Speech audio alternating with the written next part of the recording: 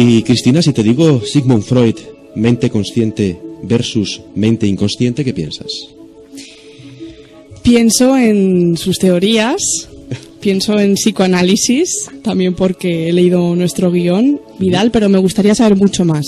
Bueno, pues lo que nos propone Freud es muy complejo, es decir, ni el individuo, fíjate, si no controlamos todo lo que nos rodea, y el individuo tampoco es capaz de controlar su propia mente. Date cuenta lo curioso que es. Mira, la división de opiniones de la figura de Freud suscita polémica, porque hay muchos que le consideran como un gran científico y otros lo ven solamente como un filósofo. Sin embargo, tenemos con nosotros, y estamos muy bien acompañados, por el psicoanalista doctor Carlos Padrón, de la Asociación Psicoanalítica de Madrid. Don Carlos, buenas tardes. Buenas tardes, Vidal. ¿Qué tal estás? Muy bien, muchas gracias. ¿Y tú? Muy bien. Contento de estar con vosotros. ¿Nos vas a permitir que nos sentemos en el sillón de la divulgación contigo? Perfectamente. Perfectamente.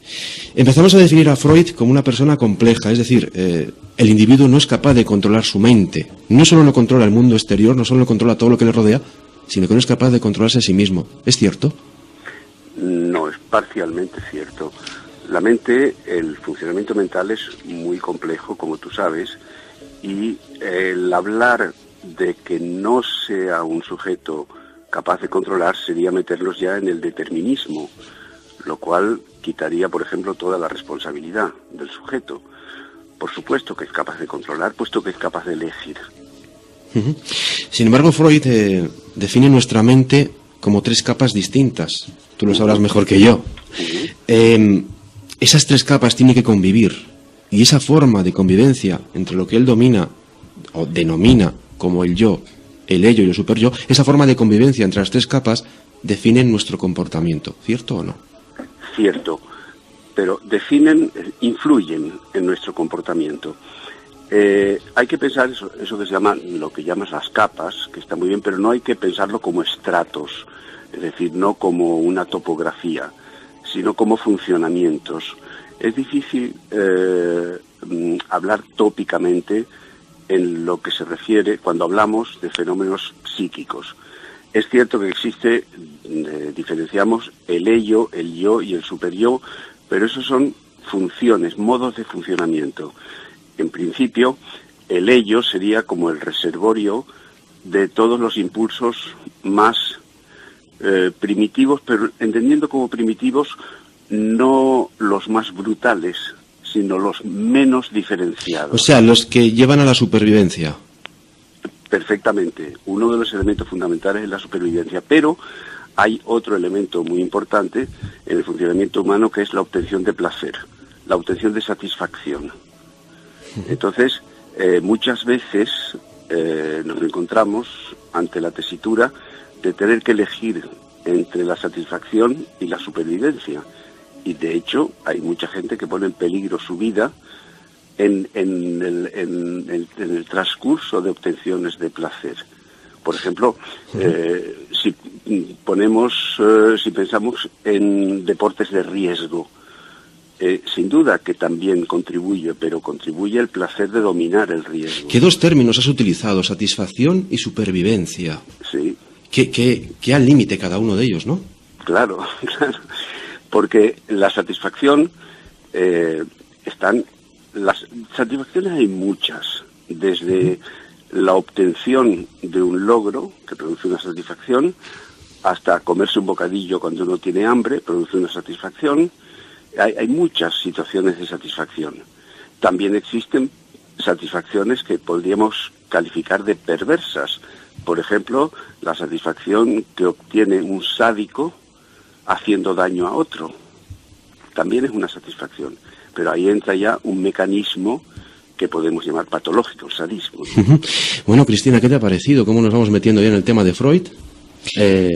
Desde luego, sí. Y en buena compañía. En buena compañía con un experto que seguro nos puede explicar mucho mejor este tema y estas teorías que muchas veces para nosotros son difíciles de entender, para los que no estamos relacionados con el mundo de la psicología o de la psiquiatría.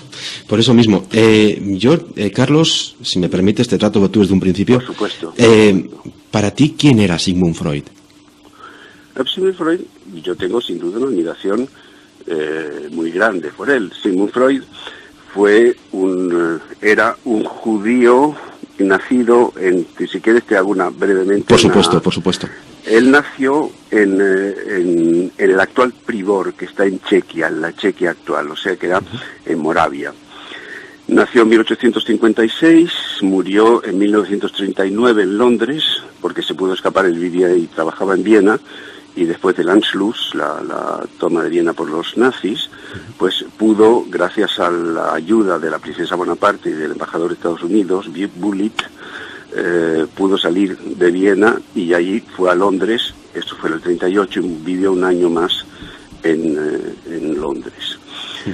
Él fue encontrando, porque Freud, al principio era un investigador en neurología, sus primeros trabajos son trabajos neurológicos, y fue encontrando poco a poco, existía la hipnosis, estuvo en París con Charcot, luego en Nancy con Bernheim, y ahí ya se hablaba, porque seguro que hablando de psicoanálisis se habla de la sexualidad, hablaban de la cosa sexual, ¿no? Entramos en un punto polémico, porque en aquella época las definiciones que él hace son muy directas. Claro, y precisamente uno de los escándalos que produjo los primeros tesis de Freud al hablar de la existencia de la sexualidad infantil. Fíjate. Claro, ya en propia familia, quiere decir que el complejo de Edipo, Cristina, como sabrás, es que la hija se enamora de su padre, ¿no? Si no me equivoco. No es exactamente eso. No es un amor igual no es un amor sexual. No. Eso es un lenguaje coloquial. Si nos imaginamos el triángulo clásico de papá, mamá y el niño o niña, el niño siente una atracción, tanto por el padre como por la madre. ¿Atracción o admiración porque esa figura le protege? Pero atracción es un término muy genérico. No estoy hablando de atracción sexual, sino... Claro, es que tendemos a simplificarlo todo. Exacto. Eso es, entonces digamos que atracción, pero más de admiración que por el lado sexual. De querer imitarlos. Eso es. Por otro lado se siente protegido. Las personas a las que quiere, pero claro, al mismo tiempo, esos padres en determinados momentos le dicen al niño que se vaya. O por cualquier razón los padres se quieren quedar solos. Entonces el niño se siente excluido. Es decir, que el complejo de Edipo contiene la exclusión, el temor a la exclusión y más tarde la aceptación de la exclusión. Fíjate, Carlos, lo que es el lenguaje de la calle, lo que es el simplicismo que tenemos en la sociedad hoy en día, que todo lo derivamos al extremismo, sin ver que cada término tiene un significado, pero aunque digamos que ese significado tiene un margen, siempre vamos al extremismo. Y entonces todo lo vemos mal, somos capaces de juzgar, como se han juzgado los estudios de Freud. Hombre, yo por ejemplo siempre he creído que el complejo de Edipo era eso, era una atracción casi sexual, porque siempre nos han dicho eso.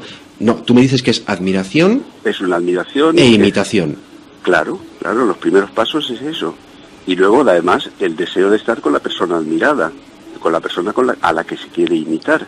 Bien, pero Carlos, ¿hay celo del padre, de la figura del hijo, sobre el celo de ese amor conyugal que se puede tener entre los padres? Hombre, se tiene celos cuando se está excluido. Cuando a uno lo excluyen en cualquier situación es porque el otro prefiere a otra persona.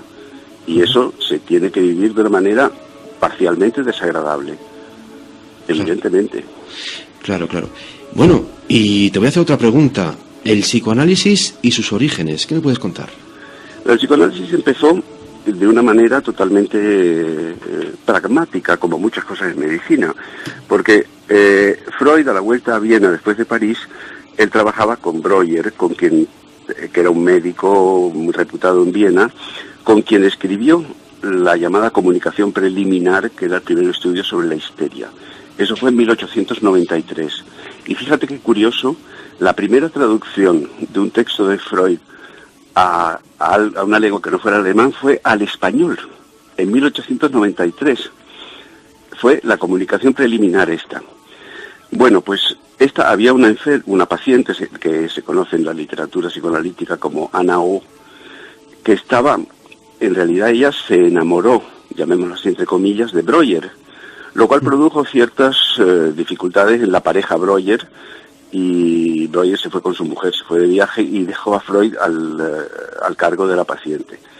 Freud se encarga de ella y se da cuenta de que en ese momento Anna Freud establece con él el mismo enamoramiento. Y por lo tanto no es algo personal, sino algo que obedece a una tendencia de la paciente a establecer ese tipo de vínculo muy totalizante. A una figura de protección. A una figura de protección. Pero no por la persona que le trata, sino más bien a lo que representa esa persona que le trata. Exactamente. Entra en el mundo simbólico del sujeto. Y a partir de ahí Freud va tratando a las pacientes histéricas, entonces no las hipnotiza, sino que les hace hablar. Les dice, por ejemplo, concéntrese en la presión de mi mano sobre su frente, las tumba para que estén relajadas. Y hay una paciente que le dice en un momento dado, no me hable, no me mire y no me toque. Y entonces Freud pues la obedece, digámoslo así, y retira su sillón hacia atrás. Y ese es el dispositivo diván-sillón que se ve actualmente. El paciente tumbado, hablando sin ver al psicoanalista. No me hable, no me mire, no me toque. Es decir, tiene que haber una distancia para que el paciente se abra. Tiene que ver, porque, Carlos, si no me equivoco, todos tenemos, digamos, un espacio de protección a nuestro alrededor, un pequeño círculo imaginario, que cualquiera que atraviese ese círculo nos está invadiendo. Y eso yo creo que es a lo que se refería en este caso, ¿no? Seguramente. Es lo que quería la paciente, que la dejara asociar libremente a ella sola. De ahí sale la asociación libre.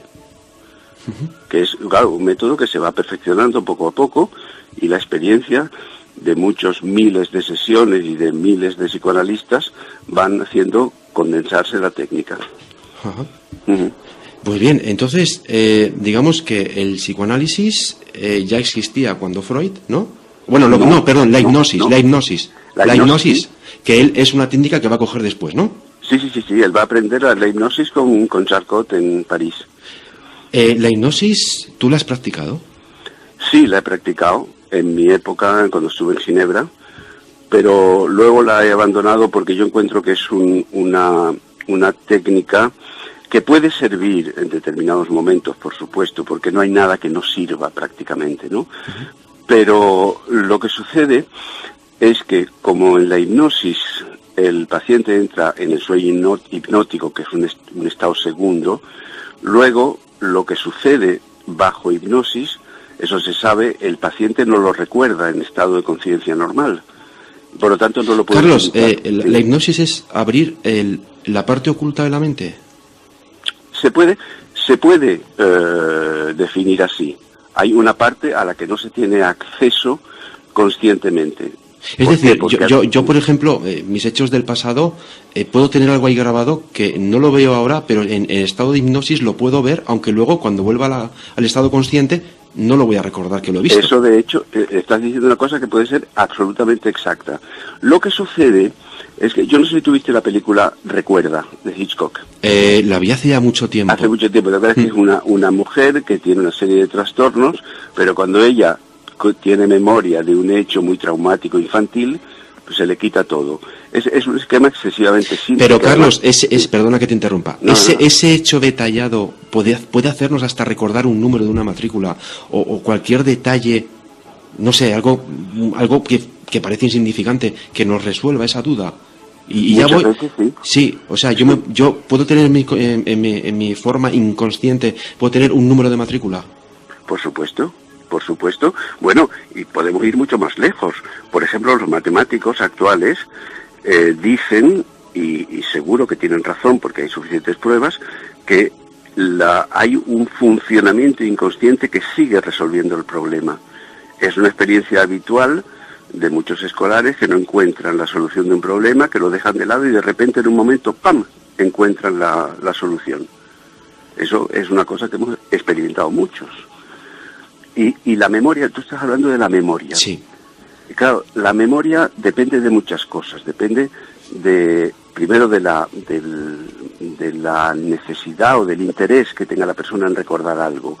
Es mucho más fácil recordar el número de teléfono de una chica que te gusta mucho y que te lo dice en un momento así cuando se va yendo en el autobús, que el del señor que recauda los impuestos. Claro. Porque se tiene mucho interés y eso hace que se grabe más en la memoria. O sea, Carlos, que entonces tenemos una grabadora oculta que no somos conscientes de ella.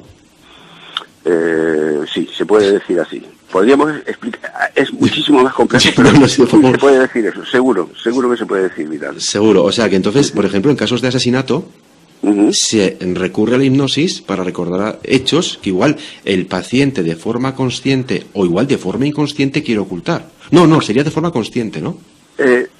No, que un paciente, tú dices que quiere ocultar algo conscientemente. Es un poco complejo. No, sería algo que conscientemente no recuerda y que el inconsciente tiene grabado. Pues eso puede suceder. Ahora bien, bajo hipnosis no se puede realizar actos que el paciente no quiere hacer. Eso es muy difícil. Lo que una persona rechaza profundamente, no se le hace realizar el acto bajo hipnosis. ¿Le puedes hipnotizar obligatoriamente? Ya no entro en el juicio si el otro quiere o no quiere. ¿Se le puede hipnotizar si la persona no quiere? No. No entro en si quiere o no quiere. Sencillamente si no tiene disponibilidad para que se lo hagas. Hay personas que son más fácilmente influenciables, sin duda. Pues si una persona no quiere dejarse hipnotizar, eso no se le puede hipnotizar. Tiene que querer, tiene que aceptar.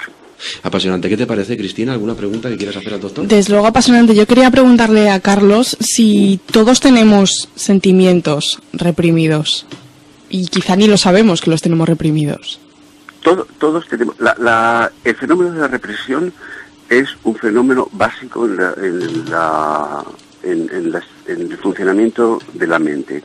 Lo que pasa es que la represión no es olvidar hechos muy dolorosos. La represión, que en sí, propiamente hablando, la represión es un procedimiento inconsciente, hace falta que el hecho reprimido cumpla dos requisitos. Uno es que sea satisfactorio o placentero para un sistema y displacentero para otro sistema. Si hablamos antes del yo, el ello, super yo, los podemos imaginar como tres sistemas distintos, y si un hecho determinado para realizar, o una fantasía, una imaginación, es placentero para un sistema y displacentero para otro, entonces ahí es cuando actúa la represión. Es como una lucha interna. Es como una lucha interna, pero inconsciente. Insisto en que la represión es un mecanismo inconsciente. Y si me preguntas, Vidal, quiero hacerle otra pregunta al doctor. En ocasiones uno se siente mal con algo o incluso con alguien, pero no sabe por qué. Será conmigo, ¿no? Esto lo pregunta por mí. A mí me ha ocurrido en ocasiones no sentirme bien, incluso no sentirme bien con alguien, pero no saber exactamente el por qué. ¿A qué se debe esto, doctor? Bueno, Cristina, el mundo, la vida mental, el mundo psíquico es un mundo simbólico. Entonces, vamos a coger un ejemplo más de chiste, que es la señora subida en un taburete, horrorizada porque hay un ratón. Es evidente que los ratones no muerden a los adultos, pero ella entra en una especie de pánico, ¿no? Eso quiere decir que esa situación para ella tiene un significado especial. La prueba es que no le sucede a lo mejor con otro animal, con un gato o con un perro, pero sí con un ratón. Entonces, tú sabes que en lenguaje corriente se habla con tal persona tengo química o no tengo química con ella. Ahí intervienen fenómenos de identificación, fenómenos inconscientes de identificación, personas que te caen bien y personas que te caen mal. A veces sabes decir por qué. Pues me cae mal por tal cosa, o me cae bien porque pinta muy bien, toca muy bien el piano, o es simpático. Pero tú lo que planteas es una situación diferente, que no sabes muy bien por qué, ¿no? Estás como...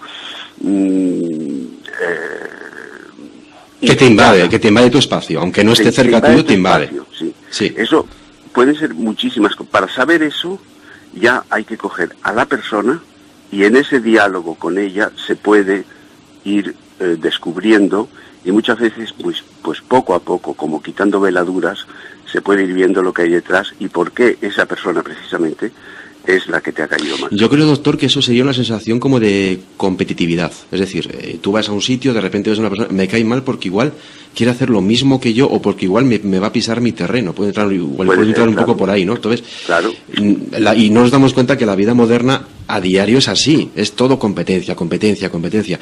Y claro, nos tenemos que saber adaptar. Y tenemos en medio el problema del estrés, y tenemos en medio muchos problemas de los que vamos a seguir hablando contigo, pero voy a seguir un orden, si no te importa, Carlos. Por supuesto. Hablamos de los orígenes del psicoanálisis. Sí. Hemos hablado de la hipnosis, ¿verdad? Sí. Y del psicoanálisis, los orígenes los tiene Freud. Sí, por supuesto. Freud es el inventor del psicoanálisis. O sea, es una técnica. Pero la técnica del sillón, sofá.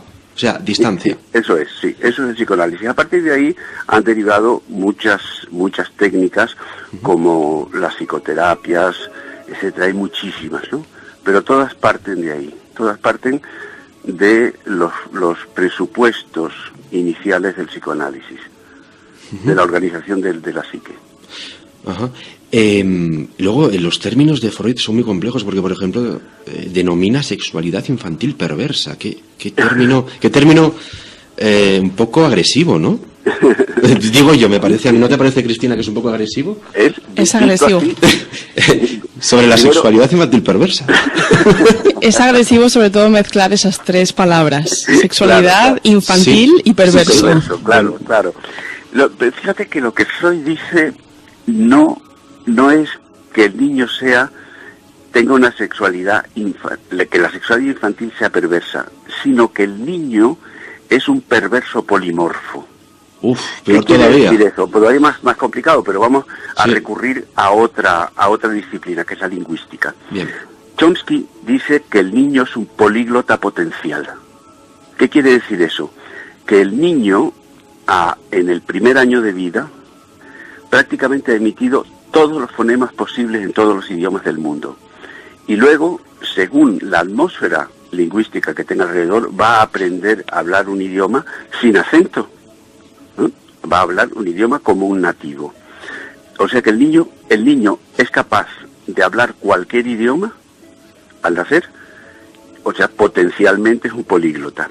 Pero no va a ser capaz de diferenciar un idioma de otro. Es decir, puede hablar uno, pero si le hablas dos, lo va a liar. Porque no va a saber diferenciar. No siempre, porque muchos niños que crecen con 2 idiomas o con 3 idiomas y hablan perfectamente uno y otro. Sí, porque se sigue manteniendo la capacidad fonética, que la capacidad fonética, es decir, de la plasticidad de la laringe, se va perdiendo poco a poco. Sí. Pero si se sigue ejercitando desde muy pequeño, no se pierde. Hay niños que hablan sin acento 2 o 3 idiomas. Pero por eso el niño, lo que pasa es como su sexualidad, y eso a lo mejor hay una gradación o un recorrido, que los conocidos como las fases oral, anal y fálica, ¿no? ¿Qué quiere decir eso? El primer contacto del niño siempre es por la boca. El bebé, porque los niños, además lo habéis visto, se llevan las cosas a la boca. ¿Por qué? Porque un órgano de contacto con el mundo fundamental es la boca, es la mucosa bucal. Pero al principio está ligado a la alimentación. Pero más adelante ya está ligado a la obtención de una satisfacción. Porque, por ejemplo, un niño que está frustrado o triste, ¿qué hace? Se chupa el dedo. O está llorando y la madre le da el chupete y se calma. Pues eso sí quiere decir que se le excitan de nuevo la mucosa bucal y el niño obtiene una satisfacción que le saca de ese estado desagradable en el que está. Posteriormente empieza el aprendizaje del control de los esfínteres. Pero claro, al mismo tiempo que el niño sabe que va a hacer caca o no hacer caca, pero entra ya ahí, o puede entrar, según como la madre aborde el problema, puede ser relacional, y el niño puede no hacer justamente para fastidiar a la madre, para llevarle la contraria. Porque precisamente uno de los primeros momentos de organización de la identidad como persona es decir que no. Eso los niños... Es decir, estoy aquí estoy yo. Sí, aquí la estoy. madre le dice, haz tal cosa, Pepito, y el niño dice no. No. Claro, la otra Sanira dice, un tipo que es no más alto que 3 manzanas una encima de otra, me dice a mí que no. Está definiendo su autoridad, ya tan pequeño, ¿no? Está haciendo lo mismo que le ha visto hacer a la madre. Ah. Claro. Y la madre cuando le dice no al niño, el mensaje que le está transmitiendo, entre otros, es tú y yo no somos iguales. Entonces el niño lo coge eso y se lo dice a la madre también. Ajá. Y luego viene, estábamos en las etapas... sí, la etapa anal, me has dicho, el control del esfínter. La etapa fálica. Y la etapa sí. fálica en la que lo que se dice coloquialmente es, que tiene o no tiene un pene el niño. Sí. Además, una de las primeras teorías sexuales infantiles de la diferenciación sexual es qué es lo que define al niño con respecto a la niña, que uno tiene pene y la niña no tiene. Y ahí aparecen teorías sexuales de por qué es así, pues porque se lo han cortado o porque le va a crecer. Eso es absolutamente extensa, la cantidad de teorías sexuales posibles en los niños. ¿Me dices que no tener pene es una desventaja para las niñas? No, yo no lo digo. No, quiero decir la teoría. Hay niños que esa teoría la tienen, niños y adultos. Porque vamos, si la base del machismo no es ese, que baje Dios y lo vea, ¿no? Muchos hombres, con respecto a las mujeres, son auténticos racistas. O sea que entonces, el que uno tenga o no tenga el determinado aparato, ¿sí?, va a remarcar un liderazgo. Por ejemplo, sí. ¿No? Sí, claro. Pero eso no es más que una diferenciación anatómica. Y entonces viene más adelante, evidentemente, todo esto se desarrolla, no se puede quedar tan simple. No te olvides de que no se olviden nuestros auditores, que la característica del ser humano es que se va haciendo cada vez más complejo y las cosas van siendo multisignificados y se añaden muchos significados a algo que en un principio era muy simple. Y en este caso de la diferencia sexual, pues el niño, por supuesto que es más, generalmente es más fuerte muscularmente, sí, que la niña, pero bueno, quedarse ahí y declarar por eso la superioridad es por esa altura de los gorilas. Me parece que el fenómeno humano es mucho más complejo, más extenso y más matizado que eso. Aquí entra un punto, Carlos, si me permites. Sí, empieza a hablar Freud sobre el modelo griego. ¿Qué es lo que quiere decir con este de la mitología griega? ¿Qué es realmente? Hombre, la mitología es lo que existe, lo que nos llega, lo que conocemos de la mitología es anterior al pensamiento, a la lógica. Antes del razonamiento está la mitología. Sí. Está, o sea, el aspecto poético del ser humano. Fíjate, Rousseau, en su ensayo sobre el origen de las lenguas, dice: el hombre al principio hablaba en poesía y solo mucho más tarde se puso a razonar. La mitología hay que verla como metáforas poéticas. Lo que pasa es que esas metáforas poéticas describen relaciones humanas.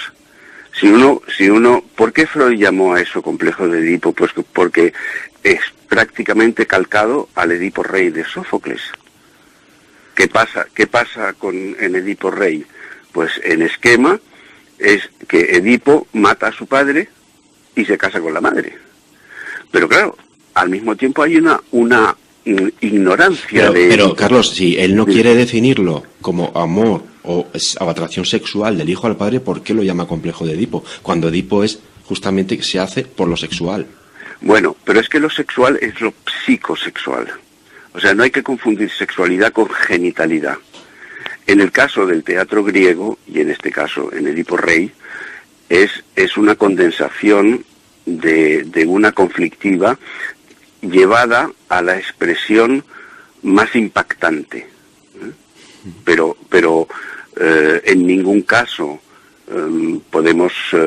ningún psicoanalista defenderá que el Edipo consiste en que en que los niños quieren acostarse con sus madres y las niñas con sus padres. Entonces el término está mal aplicado. Desde un principio, ya desde decir complejo de Edipo, no es complejo. Bueno, está mal aplicado. Es extremista. Es extremista, exactamente, pero claro, el contenido de los términos también se va matizando y madurando con el tiempo. Y, por ejemplo, en Edipo Rey, en un momento Yocasta le dice a Edipo que niño no ha soñado con su madre. Eso lo dice el texto. Pero claro, el texto de Sófocles no es un tratado de psicoanálisis. Es simplemente un texto de teatro. De modo que hay que tener mucho cuidado, claro, en simplificar demasiado el complejo de Edipo. Yo creo que aquí lo que hay, Carlos, es una competencia entre el hijo y el padre, pero no hacia el terreno sexual, sino a ver quién consigue admirar más a la madre o mujer. Eso sin duda que existe. Es decir, hay procedimientos de seducción.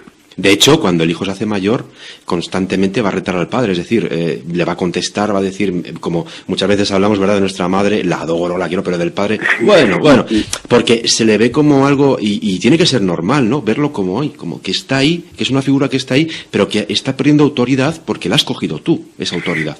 Claro, pero no solamente es eso, sino que el padre es el que impone la ley, no hay que olvidarse de eso. Claro, pero cuando uno crece, él ya dice, tengo mi propia ley, la ley de mi padre me sobra. Sí. No, claro. Hay en cierto modo, ¿no? Por eso es cierto, o sea, siempre se quiere más a la madre porque se la ve una figura más maternalista, más protectora, que a un padre que se le ve como más de ley, una figura que impone, ¿no? Entonces, el padre es el que impone la ley. Claro. Sí. El padre es una figura que se va diferenciando a lo largo, en los primeros meses de la vida, los primeros años, los 3, 4, 5 primeros años, porque en un momento determinado, cuando el niño se da cuenta de que él es distinto que su madre, también que su madre es distinta del padre, que todos son distintos, son individuales. Sí. Y entonces, pero en ese momento, el papel habitual del padre es el que impone las cosas que hay que hacer, el que manda. El aspecto físico. El aspecto físico, el que da las órdenes, el modelo del que da las órdenes es el padre. Lo cual no quiere decir que las funciones paternas y maternas no las puedan realizar uno y otro. Pero, de hecho, esquematizando, es la madre la que cuida y el padre el que Vamos, que el padre suma y la madre contrarresta. Exactamente, algo así. Más o menos, desde mi escaso entendimiento. Luego vamos a ver, porque es interesante también, si te parece, Cristina, la interpretación de los sueños. ¿Tú qué opinas, Carlos? ¿Qué opinas, Cristina? A mí ese tema me resulta muy muy interesante, e incluso existen libros que... Se está divagando mucho sin saber de ese tema. Se cree que ya sueñas con un color y ya es una interpretación. Yo creo que Freud no va por ahí. Después salen también muchas interpretaciones de la calle. Y ojo, que nos vamos directamente, si no me equivoco, Carlos, al inconsciente, que es cuando estamos durmiendo y flota con tanto jaleo y tanto sueño, pero que esos sueños nos dicen algo. Cuéntame, Carlos, ¿qué es la interpretación de los sueños de Freud? Por ahí empezó Freud, el primer gran libro de psicoanálisis en 1900. De los sueños, en 1900, exactamente. Y entonces Freud lo que analiza ahí son sus propios sueños, además. Casi todos son los de él. Los sueños, lo que quiere decir Traumdeutung, que es interpretación, el sentido de los sueños, que los sueños tienen un sentido. No como se dice en los Cristina lo recordaba hace un momento, hay libros y hay diccionarios, además, si sueña usted con focas, eso quiere decir no sé qué cosa. Eso no... Eso es absurdo. Es totalmente absurdo. ¿Por qué? Pues porque los sueños, como son la expresión de un mundo simbólico, son absolutamente individuales. Entonces, los sueños no se interpretan directamente, sino cuando un paciente sobre el diván nosotros nos cuenta un sueño, siempre esperamos a las asociaciones sobre el sueño, que incluso, como sucede con bastante frecuencia, que un paciente hable de algo y después cuente un sueño. Es decir, que las asociaciones vienen antes de que haya narrado el sueño. El mundo de los sueños, el mundo onírico, es un mundo de fantasías del sujeto, pero a los que le da forma de una narración, de un cuento, generalmente absurdo, precisamente es muy frecuente que los sueños sean absurdos. Claro, si Carlos, si me permites una pequeña observación, no es lo mismo, por ejemplo, en mi caso, que yo sueñe que voy descalzo, que solo sueñe un atleta, porque va corriendo descalzo. Y eso no significa inseguridad, es decir, lo que estás diciendo es que no podemos generalizar sobre los conceptos que encontramos dentro del sueño. Exacto. Vale, continúa. Exacto. Entonces, los sueños, que son un tema, son elementos clínicos muy importantes, porque ahí surgen más o menos disfrazados contenidos inconscientes. Y a lo largo de un tratamiento psicoanalítico se van poniendo en relación unas cosas con otras, y qué es lo que hace la coherencia de la interpretación. La interpretación logra que el sujeto comprenda el tipo de conflicto en el que está inmerso y por lo tanto que lo aborde mejor en el futuro. Es decir, que cuando yo voy a ir a visitarte, que no he ido nunca todavía, no digo nada en un futuro, ¿eh? Cuando voy a ir a visitarte, también el referirte a mis sueños te puede servir como guía, pero ese significado que les damos todos, no, estás corriendo descalzo, inseguridad, o cuando sueñas con un uniforme, es autoridad, o sea, eso son tonterías, ¿no? No, claro que no. Pues claro, curioso. ¿Qué piensas, Cristina? A mí, no, yo pensaba, tenía ya esta idea antes de que efectivamente los sueños para cada uno significan una cosa diferente, además pueden estar influenciados por lo que te ha ocurrido esa semana. Has oído lo del uniforme, has oído muchas cosas que piensas esto significa... caerse los dientes, hay muchísimos sueños que la gente interpreta de forma general, pero yo siempre he pensado que los sueños evidentemente responden a cosas que te han pasado, a lo mejor esa semana... Pero yo creo que no hay que mirar más el objeto al que refiere el sueño, sino a ciertos aspectos que no estamos teniendo en cuenta que sí que son importantes. No es el hecho, por ejemplo, como decía antes, de ir descalzo. Igual es mirar otro apartado dentro de esto, ¿no? Claro. Y que eso tiene que ir asociado a una vivencia mía externa, o sea, consciente. Con mucha frecuencia los sueños están desencadenados por un hecho externo que ha sucedido, que además tiene un nombre, se llama el resto diurno. Ajá.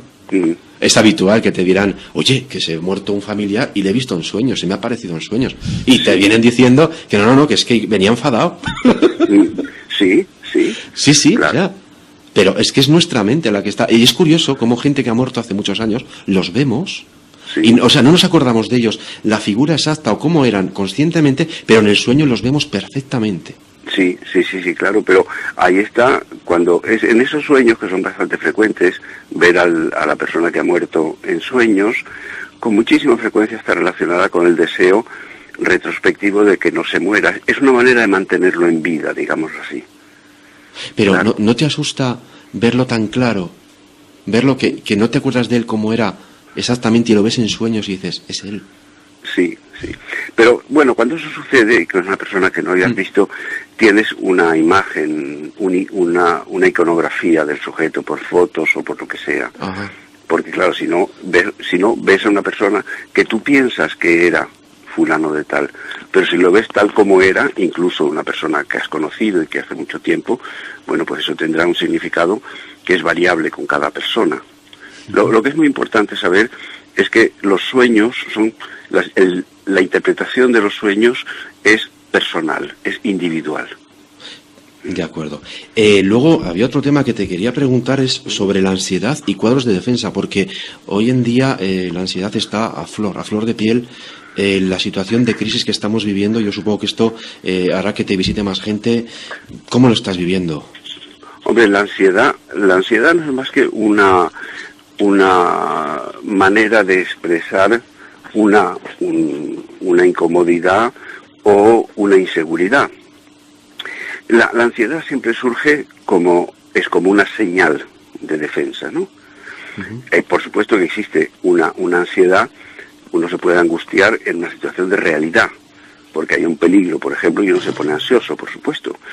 Pero la ansiedad hay que ponerla siempre en relación con la noción de trauma psíquico, es decir, con el sujeto se siente en peligro.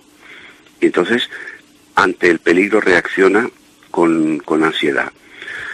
Cuando se trata de situaciones reales, como Por ejemplo, una persona que está ansiosa porque podría perder el trabajo. Bueno, eso es absolutamente comprensible. No hace falta un psiquiatra para decir que eso es normal. Como si alguien dice que una persona está triste porque se le ha muerto un ser querido. Esa persona no está deprimida. Esa persona está triste porque ha perdido a alguien, ¿no? Entonces, lo que pasa es que la vida moderna es muy complicada, sobre todo la vida ciudadana. Es una vida competitiva en la que uno sabe que puede recibir muchas zancadillas y todo eso hace que el sujeto esté en situación de tensión, en situación de preparación a la defensa, digámoslo así. Y claro, todo eso, no hay que olvidarse que eso también tiene un correlato somático, porque el estrés primitivamente, cuando fue descrito, es como una reacción somática de descarga de adrenalina que produce hipertensión, taquicardia, etcétera, y pone al sujeto en condiciones ideales para defenderse, para salir corriendo, por ejemplo. Sí.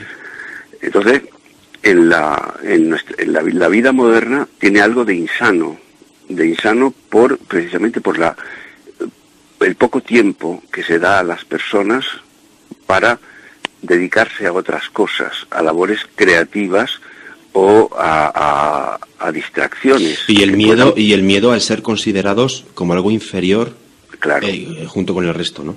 Claro, creo que también. Claro. Curiosamente, estos cuadros de defensa que tenemos ante la ansiedad, ¿cuáles son?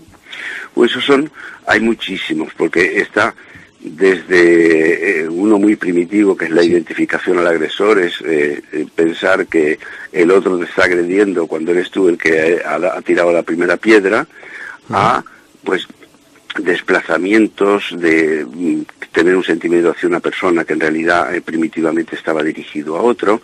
Hay muchos sistemas. A mí me parece ahí, Carlos, que lo que más funciona en estos cuadros de defensa, lo que más funciona es el inconsciente. No el consciente que puede razonar, esa persona no tiene culpa, sino nuestra parte que no controlamos.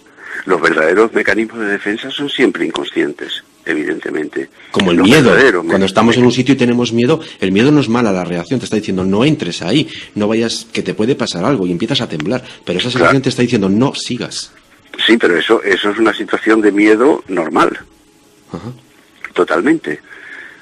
Pero claro, si los niños, por ejemplo, cojamos el miedo a la oscuridad, que es muy corriente en los niños, no tienen miedo por lo que hay, sino por lo que temen que haya. Es su imaginación. Y si están con una persona que los tranquiliza, pierden el miedo. Los terrores nocturnos, ¿verdad?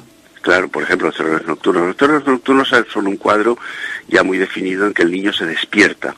Generalmente eso tiene relación con una pesadilla. Sí. Ahí hay una frase muy bonita, dice, cuando la oscuridad dice, háblame, que cuando me hablas está menos oscuro. Curioso. Y ahora tengo que darte una mala noticia, porque se descubrió que Freud falsificó resultados de investigaciones propias. Anda, ¿y eso? Mira, Freud es criticado también por varios autores por haber falseado los resultados de sus investigaciones. Historiadores y periodistas han mostrado que hay una gran divergencia entre la evolución de los casos clínicos tal como Freud los relata en sus textos y los casos reales. Dice, mira, uno de los casos más famosos es el de Sergei Pankejev, el hombre de los lobos. Sí. Investigado por un periodista que es Karim eso es, ¿qué nombre es? Pankejev sufría de una grave neurosis y de pesadillas recurrentes que le impedían valerse de sus propios medios. Freud interpretó los sueños del paciente concluyendo que estaban relacionados con un trauma sexual de su infancia. Según Freud, al comunicarle el origen de su problema, Pankejev se curó completamente. Sin embargo, las investigaciones mostraron que la historia es muy distinta. No solo Pankejev nunca se curó, sino que siguió siendo tratado por otros psicoanalistas hasta su muerte y su estado durante ese tiempo empeoró considerablemente. Pankejev cobraba un sueldo mensual a cargo de la fundación de Sigmund Freud para que esto no saliese a la luz. Bueno, vamos a ver. Que ¿Tú te acuerdas, muchas personas se acordarán de la fórmula religiosa del acto de contrición? Pero ¿qué dirías si recitaras el credo diciendo que Poncio Pilato fue crucificado, muerto y sepultado. Eso lo dice, ¿no? No. Lo que pasa es que si lo dice todo es, en tiempos de Poncio Pilato fue crucificado, muerto y sepultado, claro. Lo que dice esta mujer es parcialmente cierto. Sergei, el hombre de los lobos, no se curó en su primer análisis del todo, pero sí salió de una situación que era un auténtico marasmo en el que estaba cuando empezó el tratamiento con Freud. Luego hizo otros tratamientos, por supuesto. Segundo, es verdad que Pankejeff, que era un hombre muy, con una enorme fortuna, su familia, lo perdieron todo. Y entonces se quedó absolutamente, sin nada, viviendo en Viena. Y es verdad que en agradecimiento, porque el hombre de los lobos, el texto del hombre de los lobos es importantísimo, es crucial, central en muchos descubrimientos allí del psicoanálisis, que es además, el texto original es historia de una neurosis infantil. Es la neurosis infantil como ha permanecido en el adulto. Es cierto que se le daba dinero, pero era una obra de caridad, digámoslo así. No para ocultar, no se ocultó nunca nada, porque eso estuvo perfectamente publicado y las publicaciones las tenemos hoy en día. A mí me parece, claro, es que en el caso de no hay que olvidarse que el psicoanálisis es de todas maneras escandaloso. El mero hecho de que le digan a alguien que sus actos, que él no domina sus actos completamente, ya en sí es escandaloso. La prueba, por ejemplo, tú sabes que, que a Freud lo matan más o menos todos los años, ¿no? Pero eso quiere decir que está vivo. No, sí, claro, eso es cierto. Pero todos los años lo matan. Tu respuesta a esto es que no es del todo cierto, que se ha exagerado. No. Sí que recibe un dinero de la Fundación como ayuda, pero no porque sea así. Sin embargo, lo curioso es que se ceban sobre un paciente, pero no miran todo el trabajo que Freud llevaba detrás, años y años. Claro. ¿Verdad? Y el libro de Karin Knoblocher es muy tendencioso. Sí. Claro, acusación, pero no miran realmente lo que hay detrás. Claro. Si te parece, Carlos, ya para terminar, repasamos la biografía de Freud así muy brevemente. Es cierto que muere de los dolores del cáncer, porque tiene cáncer de boca. De la mandíbula, sí. De la mandíbula. 33 operaciones. De maxilar superior, sí. Horroroso, ¿no? Horroroso. Es un hombre que sufría, además tenía un aparato que le hacía daño.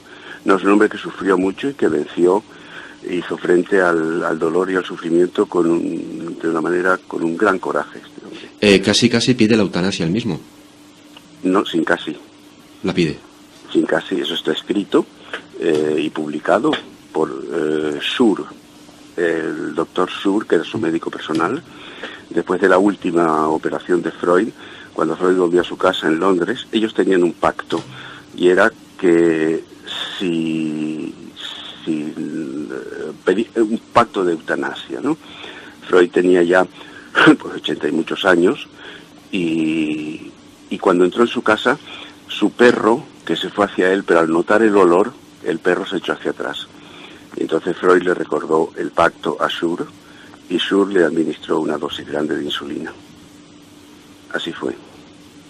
Pero está escrito, eso es público. Bueno, pues ¿qué te ha parecido el programa, Cristina? Muy interesante, y seguramente nos quedamos muy cortos de tiempo porque de Freud, de sus teorías, incluso por supuesto que yo invitaré a Carlos a una próxima intervención, si él quiere estar con nosotros. Ya desde ahora te digo que sí. Recuérdanos, tenéis una web dentro de la Asociación Psicoanalítica de Madrid. ¿Cuál sería? Es AP Madrid, o sea, América Pamplona Madrid. Sí. .es.com, ¿no? Sí. www.apmadrid.com. Eso es. .es.